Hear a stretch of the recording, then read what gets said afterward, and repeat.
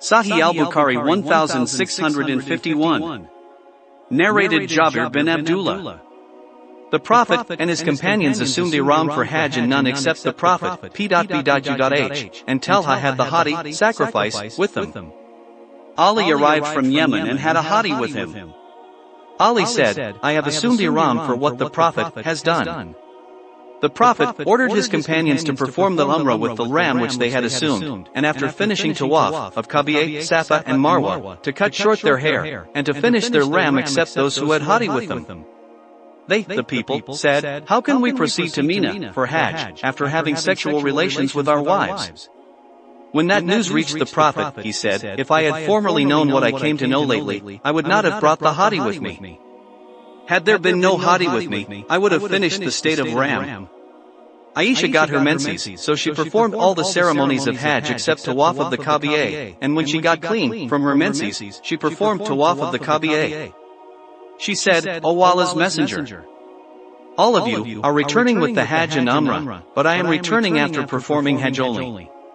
So the Prophet ordered Abdurrahman bin Abu Bakr to accompany her to Tanim, and thus she performed the Umrah after the Hajj. Sahih al-Bukhari 1652. Narrated Hafsa. On Eid, we used to forbid our virgins to go out for Eid prayer. A lady came and stayed at the fortress of Bani Khalaf. She mentioned that her sister was married to one of the companions of Allah's Messenger, who participated in 12 ghazawats along with Allah's Messenger, and her sister was with him in 6 of them. She said, "We used to dress the wounded and look after the patients." She, her sister, asked Allah's Messenger, "Is there any harm for a woman to stay at home if she doesn't have a veil?" He said, "She should cover herself with the veil of her companion, and she should take part in the good deeds and in the religious gatherings of the believers." When Amatiyah came, I asked her, "Did you hear anything about that?"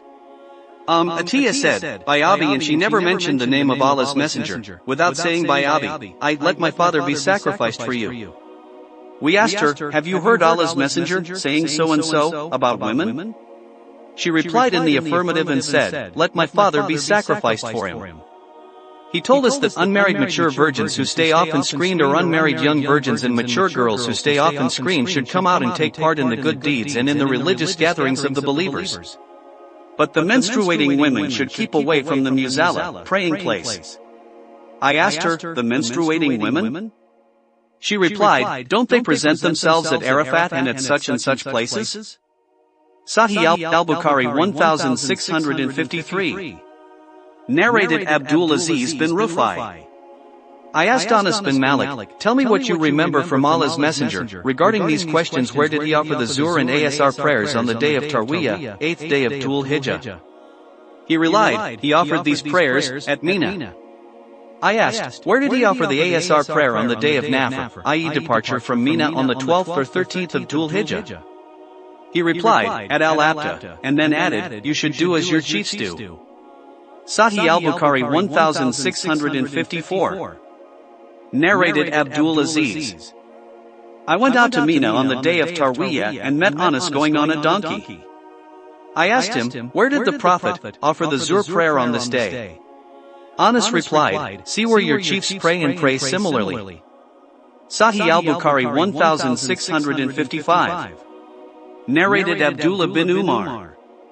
Allah's Messenger offered a 2-rakat prayer at Mina. Abu Bakr, Umar and Uthman, during the early years of his caliphate, followed the same practice. Sahih al-Bukhari 1656. Narrated Harita bin Wahab al-Khuzai.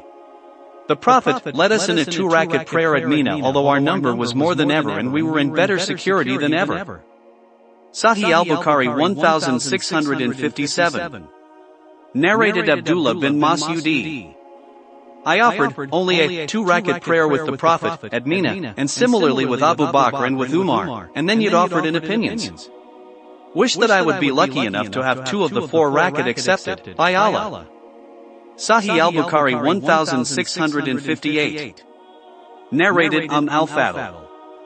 The people doubted whether the Prophet was observing the fast on the day of Arafat, so I sent something for him to drink and he drank it.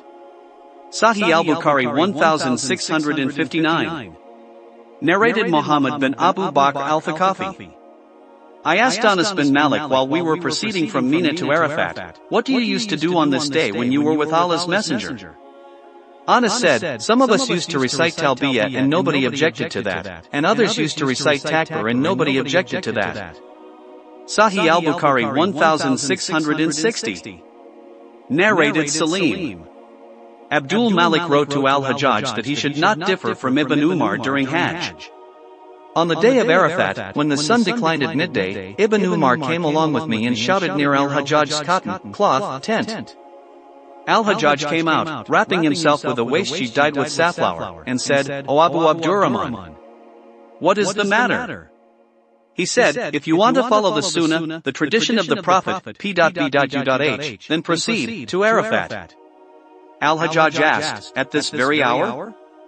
Ibn Umar said, yes. He replied, please wait for me till I pour some water over my head, i.e. take a bath, and come out. Then Ibn Umar dismounted and waited till al-Hajjaj came out. So, he, al-Hajjaj, walked in between me and my father, Ibn Umar. I said to him, if you want to follow the Sunnah then deliver a brief sermon and hurry up for the stay at Arafat. He started looking at Abdullah ibn Umar inquiringly, and when Abdullah noticed that, he said that he had told the truth.